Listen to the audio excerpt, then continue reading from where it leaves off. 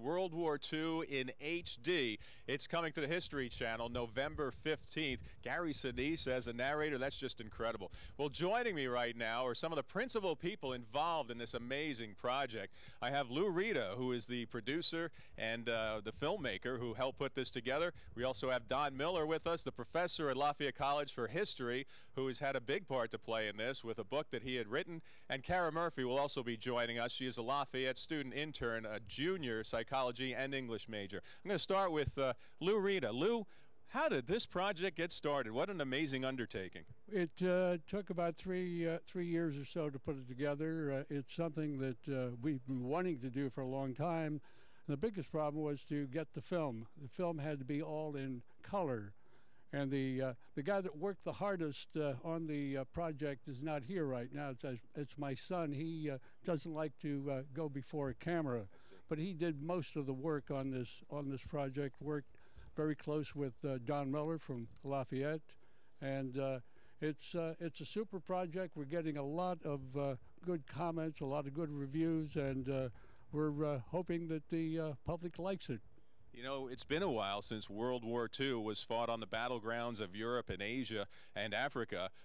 You have new footage to show people in color and in high definition. That's just an amazing accomplishment. It's a film and product that was found in basements, in skids, with the Army, the Navy, the Marines, the Coast Guard. A lot of footage that was picked up as well with colored home movies that the guys took, which was in color. And a lot of people didn't even realize we had color footage, going on at that particular time. Mm-hmm. Amazing.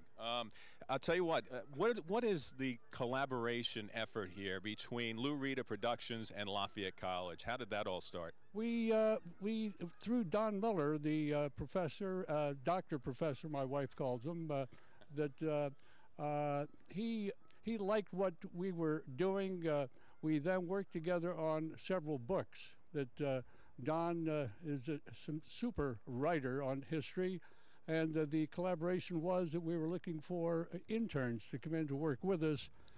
And Don has been one of the chief suppliers of interns from Lafayette, and the reason for that, he's the history professor, and we do history for the networks, and it works out real well because if they're studying and majoring in history, they're terrific. If they don't, why, we very seldom ever take them. I see.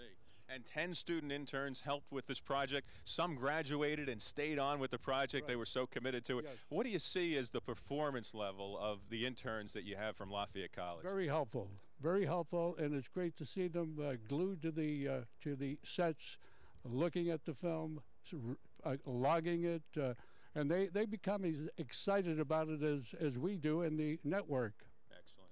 Lou Rita, what a fantastic project. One of many in your career. Congratulations on such a big success, and we're looking forward to it on the History Channel November 15th through that week. And if it's on is it on your RCA, this piece that you're putting on? Absolutely. Well, the Heritage group up in Allentown, the Heritage Foundation, is actually going to do a preview showing of the film on the 7th of November. Excellent. And I think it's be nice for the local people to go in and see it before it goes on the air. Absolutely. Those seats will be competitive, that's for sure. Lou Rita of Lou Rita Productions, thanks for joining us. Thank you. Let's turn to Professor Doctor, is it? Don Miller.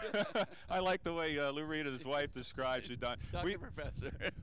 Talk a little bit for a moment about the book that this film is based on. You drew some characters from a book that you had written, which is actually a rewriting of a book that existed for many, many years. Well, I found the original book by Henry Steele Commager in Lou's office, and I was interested in it. It was written during the war, and I wanted to update it. And in the process of updating, I completely rewrote it, so 90% of it is new. But I got the idea there, and then Lou and I worked very closely. I used a lot of transcripts from his films. Lou's done an amazing number.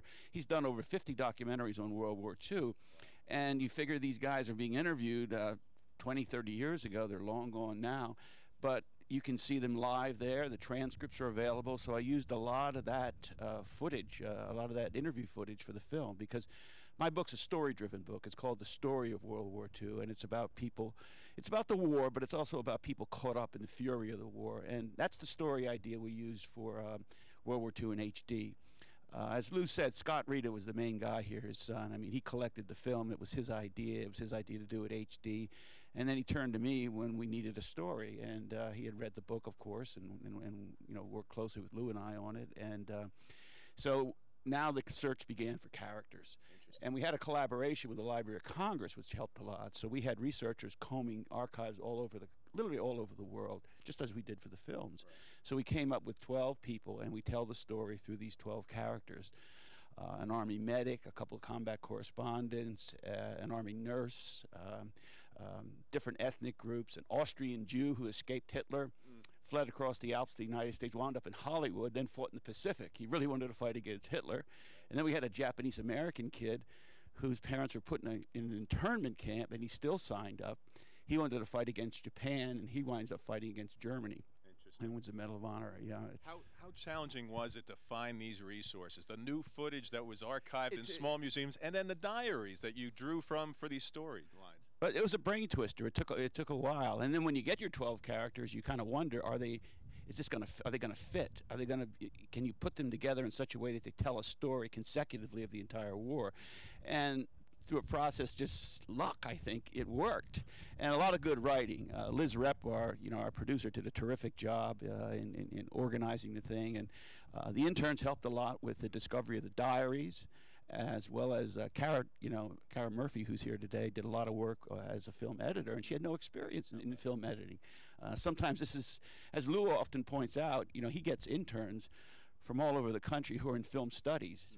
Columbia, NYU, they're dying to get in here. And sometimes the Lafayette kids are better because they're not coming in with an ideology, with a certain practice training thing. They're open to new ideas. And so Lou's willing to take on kids like this if they're committed. What a thrill for you, I would imagine, to have voices like Amy Smart, Johnny Depp, and LL Cool J adding life to the characters and the stories that you have followed through authentic diaries, and to hear them speak. Yeah, excuse me, it's just tremendous. And it shows you, I mean, we had to show them, excuse me, we had to show them the film to get them excited about this thing. They just don't go in and do any kind of project. So I think it was a nice comment on the quality of the film at that point, early in the process. That's one of the reasons we were able to scoop them up. What a great collaboration. Professor Don Miller, thanks for joining us here at Take care. And again, we're talking about World War II in HD. It's coming to the History Channel, and that is November 15th. We want to talk with one of the interns, one of the 10 Lafayette College interns that was instrumental in getting this project together, Cara Murphy, a junior here at Lafayette. Cara, tell us a little bit about your role with the project. I worked with specifically 2 film interns, and they just sent me looking for film. I logged different film, looked for research different information, whatever pretty much they needed done, I tried to help them with.